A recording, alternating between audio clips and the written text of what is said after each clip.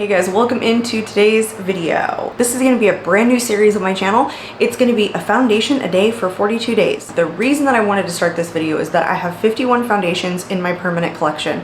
It's the number 2 item, maybe number 1 right now, of makeup that I really like testing. I'm really into testing new foundations. It switches back and forth usually between blush, eyeshadow, and foundation, my 3 favorite makeup categories, probably a lot of people's favorite makeup categories. But 51 foundations is just too much for me to have in my collection. I recently did a makeup declutter, and I will link that up in the cards, where I went through my whole collection and I decluttered, breaking some of my makeup into 3 different categories: keep, declutter, and then I made up a third, which was items that I want to keep for reference but I'm going to take out of my permanent collection and move into the closet, where I keep makeup that I think is popular, relevant, things that I may want to reference in future videos but that I don't want to use in my personal everyday life. But I did not do that with foundation. And recently I've gone through a really big skin change. In the last 8 months to a year, I have gone from really dry skin to very oily skin, and a lot of foundations that used to work for me that were more on the dewy natural finish side just aren't working these days. So I'm grabbing and loving more matte foundations. So some of my foundations in my collection predate my skin change. So the reason for this series, I don't want to just declutter foundations based on memory. I want to retest a lot of them because some of them are pretty expensive. Some of them I may re-love, some of them I may not like or may not work for me now, and it's time to make that determination. So while I have 51 foundations in my collection, this is foundation a day for 42 days because there are 9 foundations I have already made a decision on. Some of them I'm actually testing. They haven't gone into speed reviews, but I've worn them very recently, so I know exactly how I feel about them, but I will have to move them into wherever they're going to go, keep, declutter, or in the reference pile. And then there are some that I'm testing that I already absolutely love, haven't gone into a speed reviews, and I know that I'm going to be keeping them. And then 2 of them I have already made the decision that I'm going to declutter. Hey guys, welcome into day 31. Today we're going to do the Too Faced Born This Way Healthy Glow Moisturizing Skin Tint. I don't know why I picked this one, I just did. It seemed like a good next choice. I'm gonna jump right into talking about this, and then I'll tell you guys what I remember about it. This is called the Too Faced Born This Way Healthy Glow Skin Tint with SPF 30. It only comes in 18 shades. I have mine in the shade Vanilla. It retails for $42. It's described as a serum foundation that is oil-free, that provides a 24-hour wear and hydration with healthy glowing skin finish. It does have 75% skincare ingredients. It says it has watermelon plus apple hyaluronic acid. So first I want to mention the shade range. The shade range is really limiting, especially for a brand like Too Faced that can do a lot more than that. I know that it goes pretty deep and it does go pretty light, but I have always struggled with Too Faced products in like complexion and getting them to match. This is too deep for me. I bought it too deep. I bought it online. I thought vanilla would be good. I feel like a lot of their stuff looks very warm on my skin. I think if I were to declutter this, if it performs really well, it's going to be because it's just not a good shade match for me.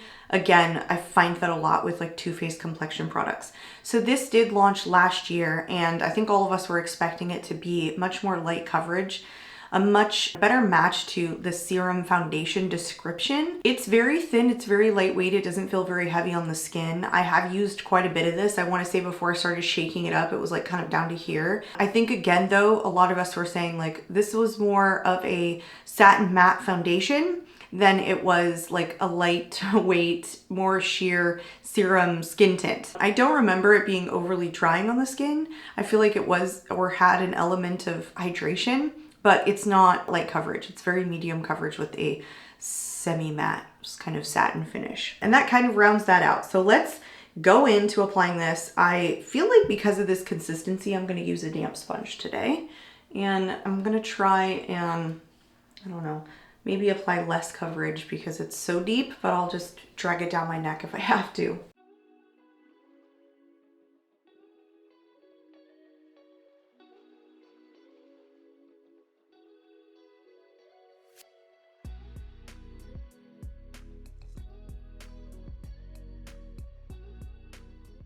I feel like that was such a light amount of product that I actually put on my face that it came out more light coverage than medium coverage. And I feel like I did do a decent job in kind of shearing this out, so there wasn't like a huge contrast in the color between my face and my neck. I'm trying to find like the healthy glow right now is kind of what I'm doing. I'm sitting here looking close up like, is there a healthy glow? Again, it's kind of a satin matte foundation. It is very lightweight though. You don't feel it on the skin. You don't really feel it on the swatch. It's a runnier foundation in general. So the claim that it's lightweight is true. Let's go into the right side.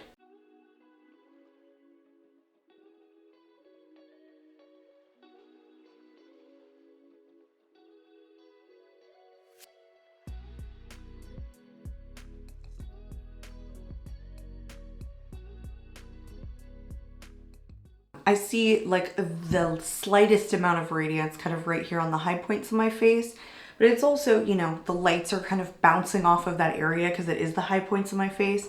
When this dries down, it's even more satin matte. So yeah, I feel like this gets more satin matte as it continues to sit.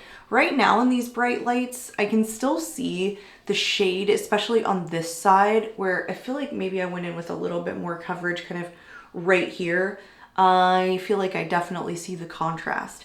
I don't know how noticeable it'll be now that I've kind of like rubbed it in, but you know, we'll do a natural light check-in to see just how bad the shade is for me. I feel like once I blend it in, it's a little bit better, especially kind of absorbing a lot of it on the sponge, but when I swatch it on the back of my hand, it's very, very dark for me. So if you're gonna go for a Too Faced product, I feel like going in stores to see how it matches, or kind of erring on the side of caution as it comes to the shades, really maybe even going like lighter than you might normally go in a line, would probably be good with this. Not that this is like terrible looking on the skin or that different from a lot of the ones that I wear once I blend it in. It definitely starts out way too dark. So now I will go finish my makeup. We'll come back, we'll do one final check-in, and then I do a natural light check-in for you guys, and then a natural light at 4 hours. And then we come back at the end of the night to see how the foundation is holding up at the end of at least 8 hours.